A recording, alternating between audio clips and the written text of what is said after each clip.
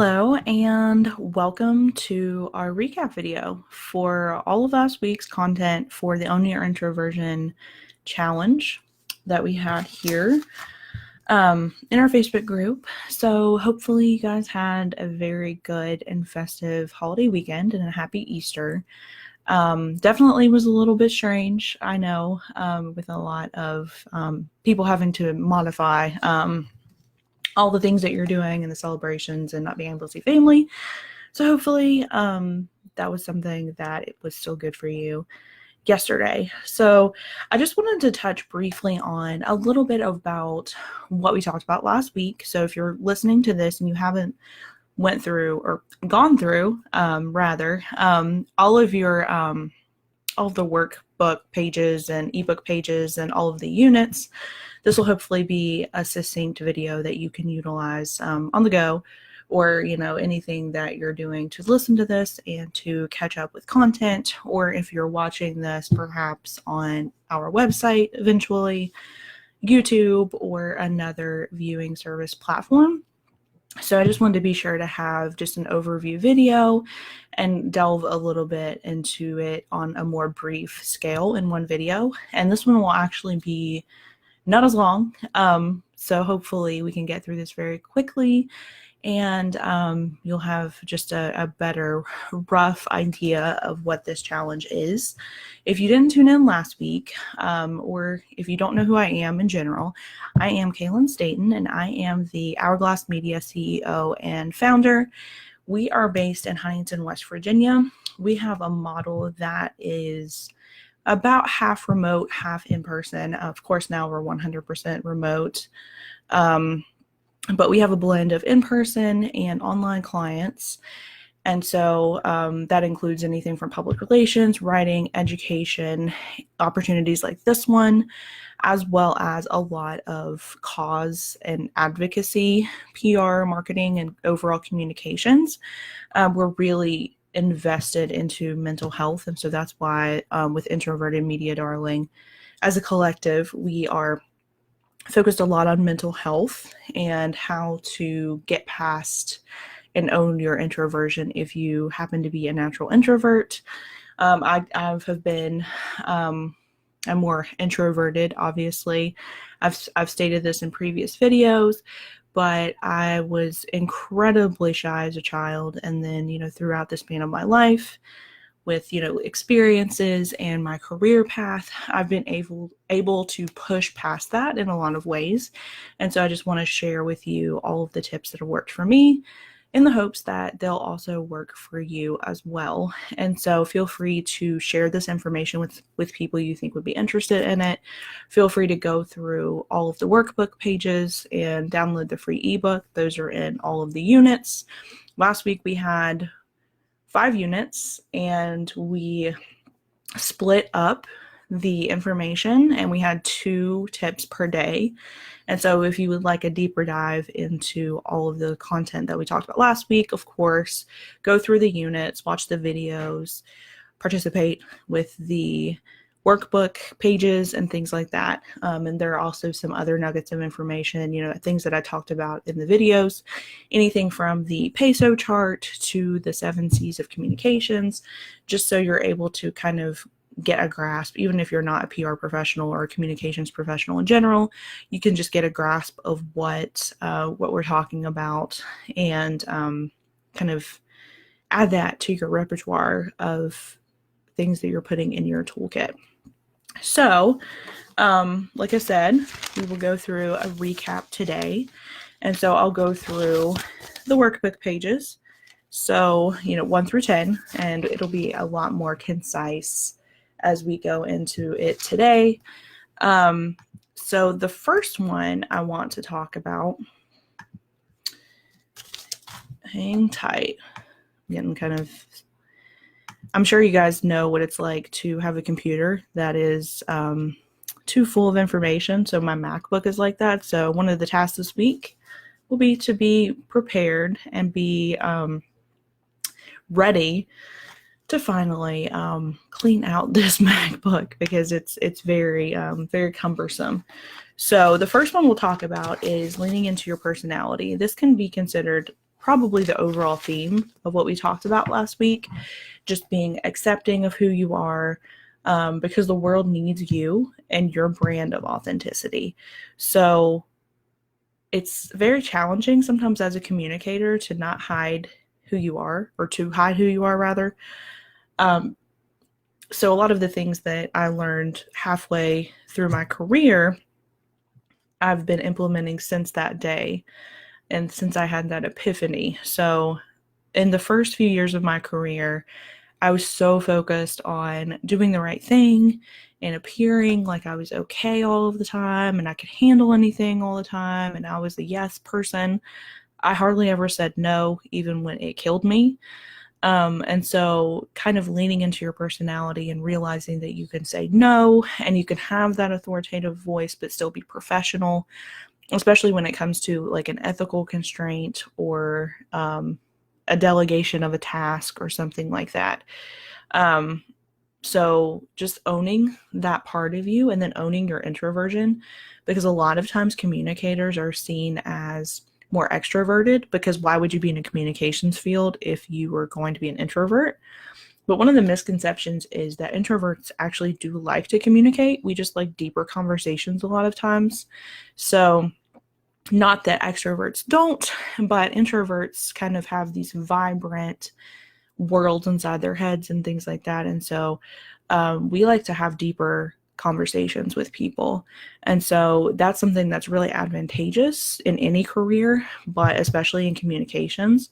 And especially if you enjoy, the writing piece of things, or a little more analytical with data and how to bridge that gap with storytelling and as well as numbers.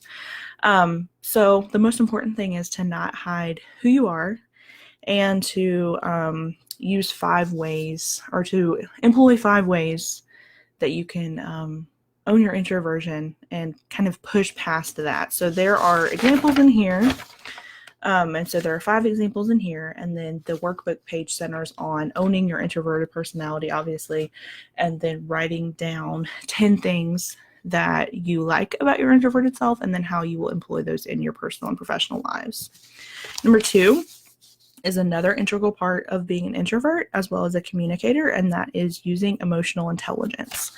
And so a lot of times, being a natural introvert and having that vibrant world in your head, you're able to really focus on what's in front of you, and you observe a lot of times rather than, talk about a lot of things. And so use that affinity for introspection to your advantage, and use emotional intelligence, use psychology, and do all of that to your advantage, and use that within your target messaging, use that in your business plan, use that to get at the heartstrings of people you would like to donate to your nonprofit organization. And it will just make you a better communicator when you sit there and focus on, basically the 5 W's and the H, that is the inverted pyramid format of newspaper writing. So that's who, what, when, where, why, and how. So once you focus on that and you really get to the heart of people's emotions as well as your own, you'll be able to really step up to the plate and do your job better.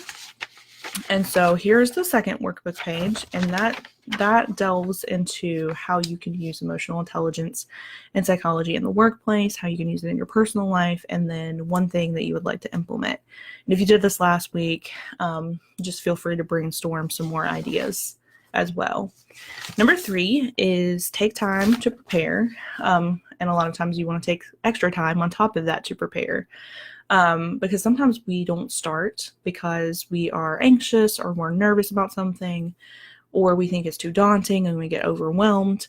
But just take that little baby step and then be able to just start the process, because I can't tell you how many times that I've felt overwhelmed and I've seen this, the end goal, and I don't know how I'm going to get there.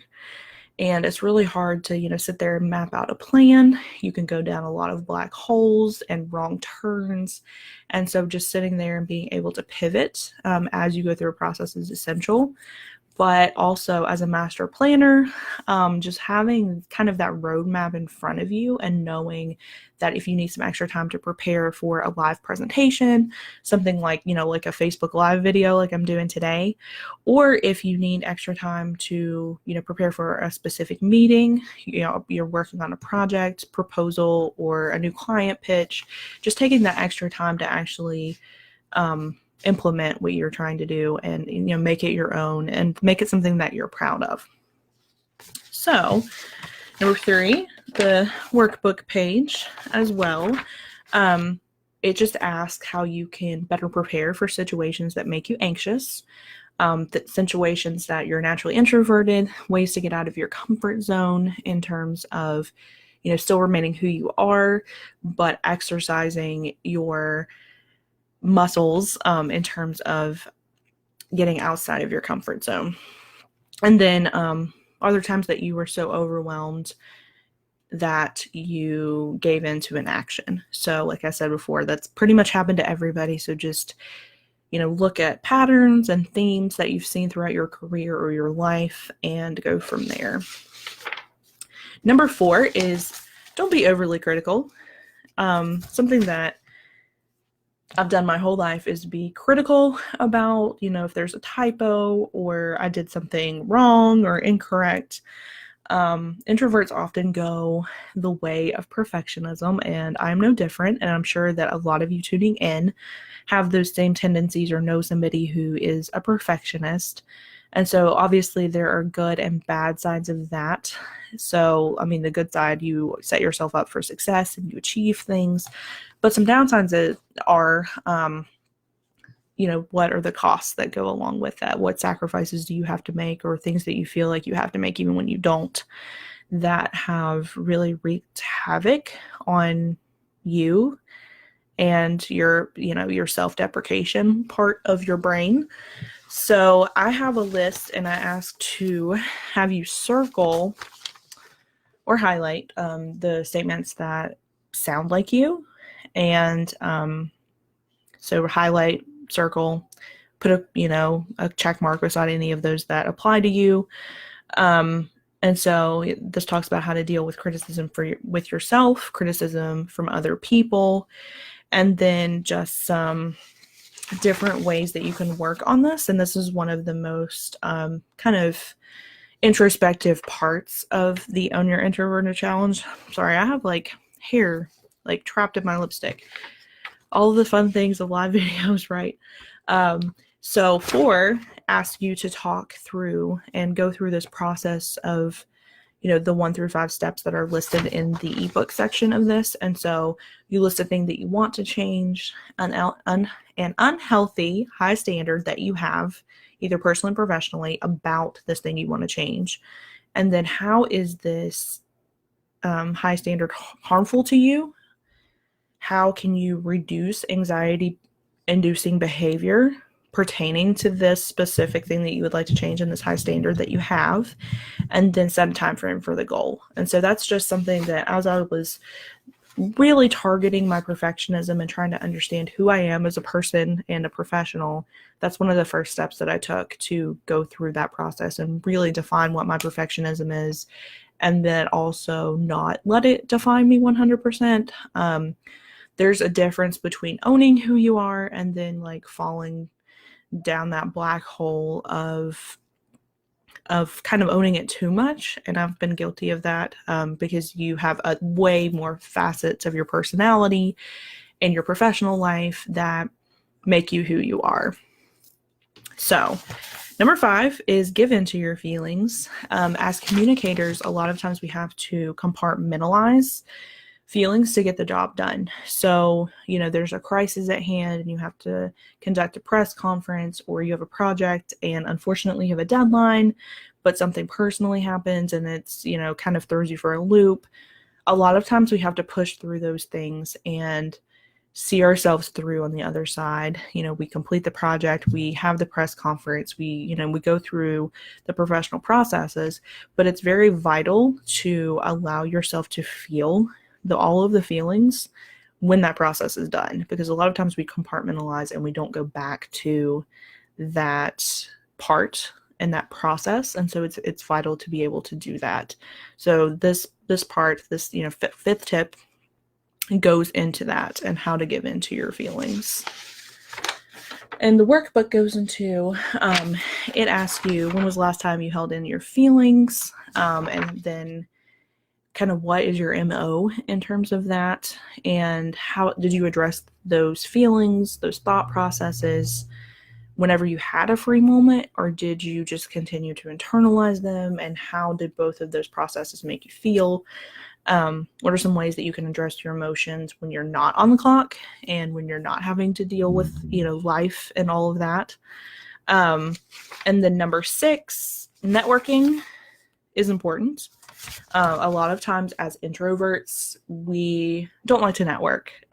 It's very excruciating to go to a room full of people when you're meeting for the first time and going to a conference and having to sit with strangers. That's very daunting for an introvert. And so these are just some tips that will help you still remain an introvert, but also achieve a lot of your goals.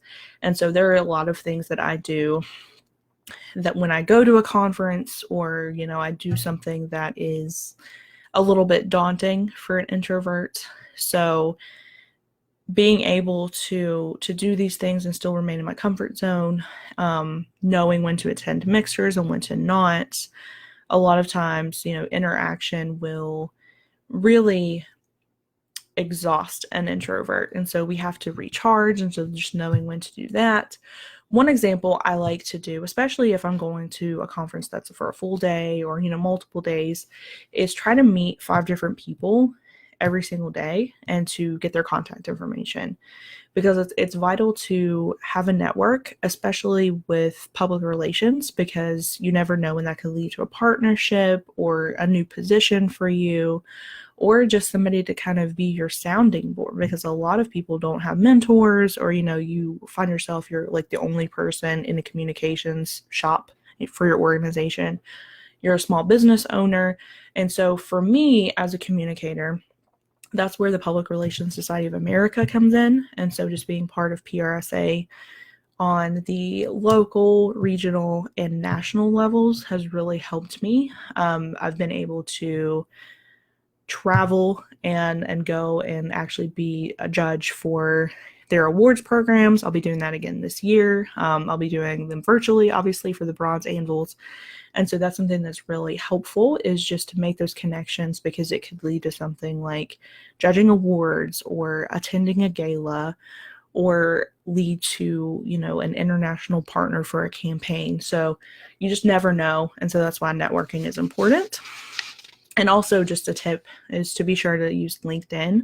I know a lot of us just go in there and post about if we have a new position or things like that, but really utilizing all of the features that they have, anything from the Pro Finder requests where you can try to find clients for specific things, all the way to, writing articles and trying to get the word out about what you're doing in your organization. So there are a lot of different tips and tools to use on LinkedIn. So I always should suggest that. And as a company, Hourglass Media will be on there as well.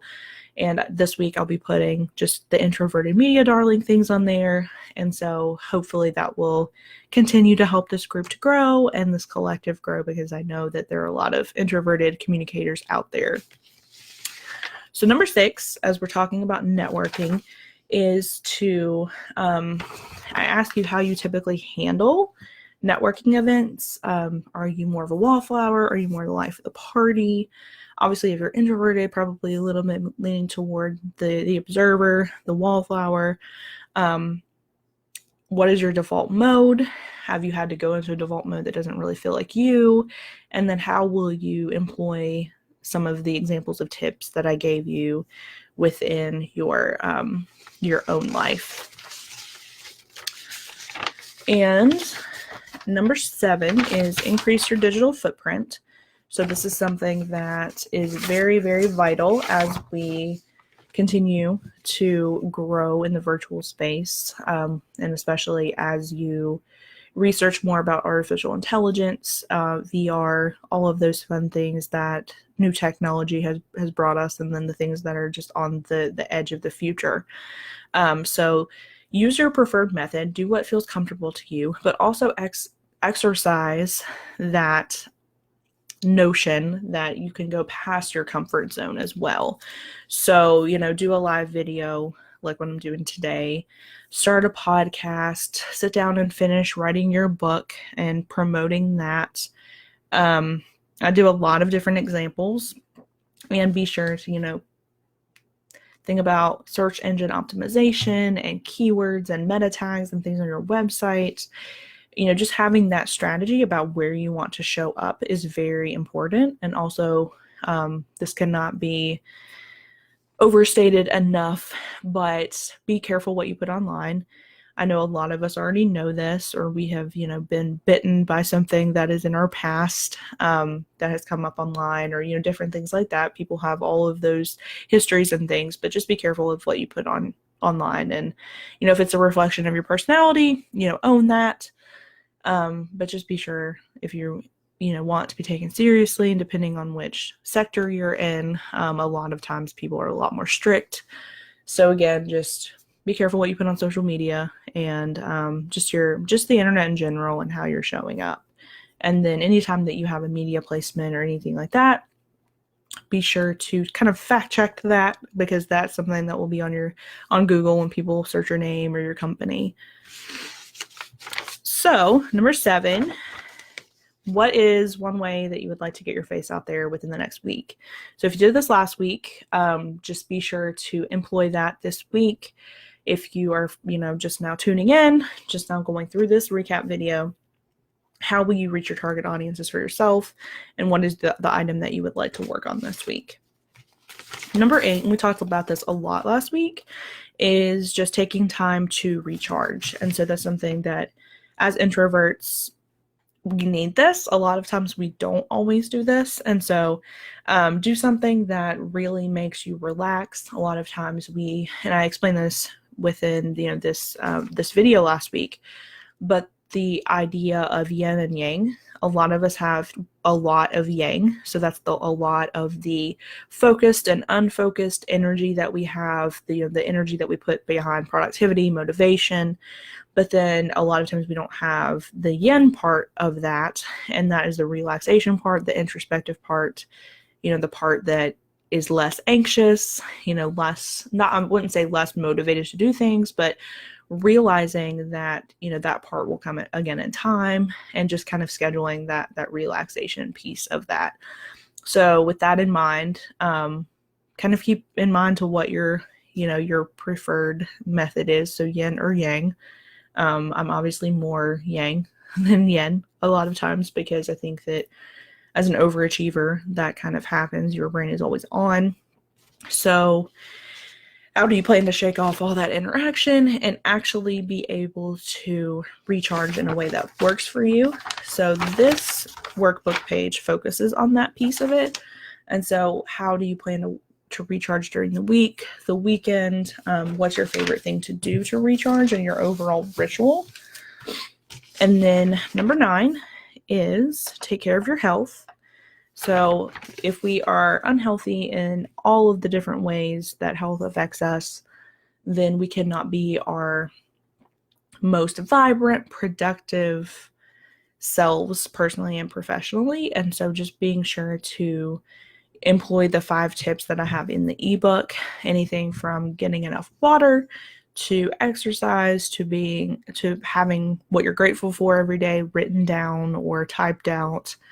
So there are a lot of ways that you can take care of your health mentally, physically, spiritually, and etc.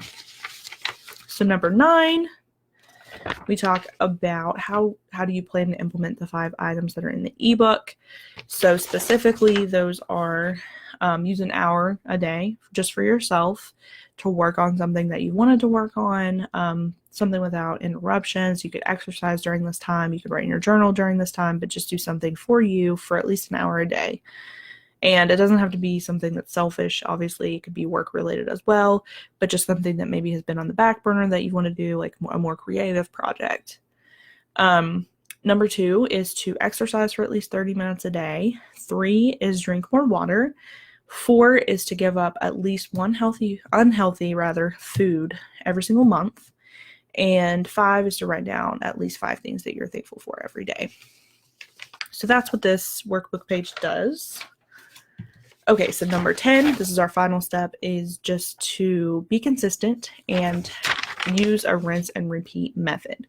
So go through all of these tips 1 through 9 and utilize them every single day or as much as you can in order to own your introversion, because consistency will keep you on the right track to your goals. And I know that a lot of us already know that, but it's important to sometimes have those reminders, and sometimes I have to remind myself of that as well. Do something that exercises you outside of your comfort zone every single day. And so this actually, a lot of experts have different opinions about, how many days it takes to form a new habit. I've done a lot of different research on this, and so my inclination goes more toward a 66-day model. So 2-3 months,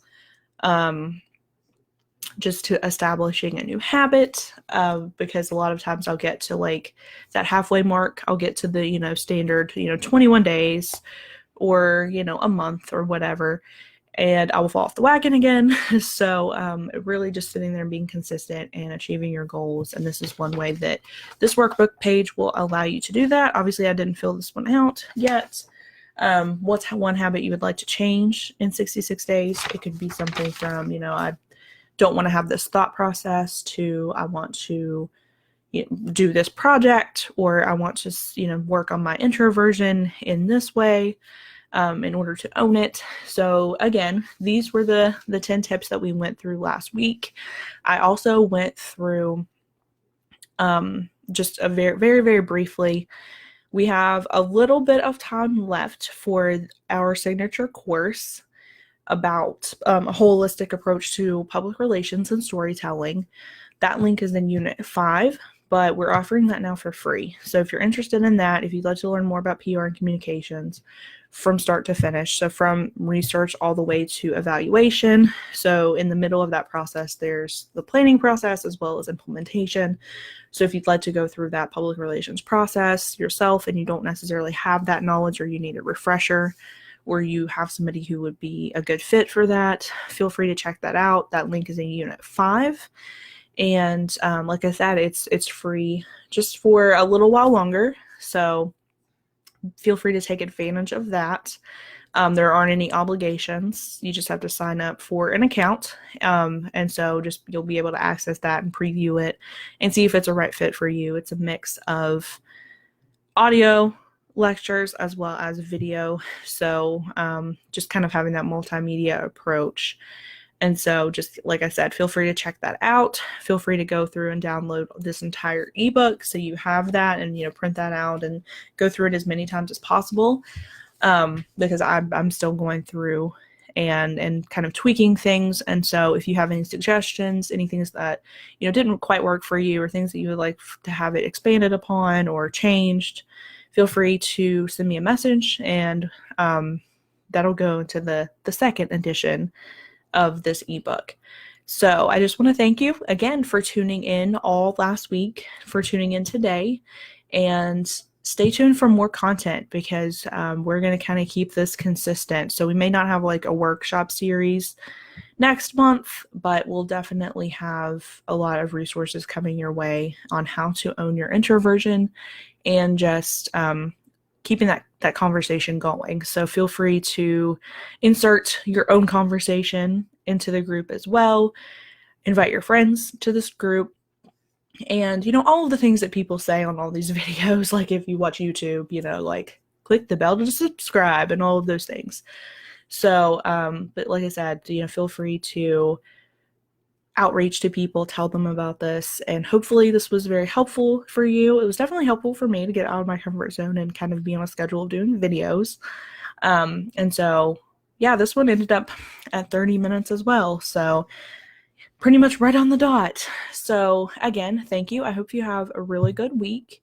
Stay safe out there. And hopefully you'll have positive mental health this week. I know it's been challenging, with everything going on, but be sure to own that part of you. Get still, if you're working from home, get outside of your comfort zone in some capacity, And like I said, stay tuned for more content, and I will see you soon. Bye.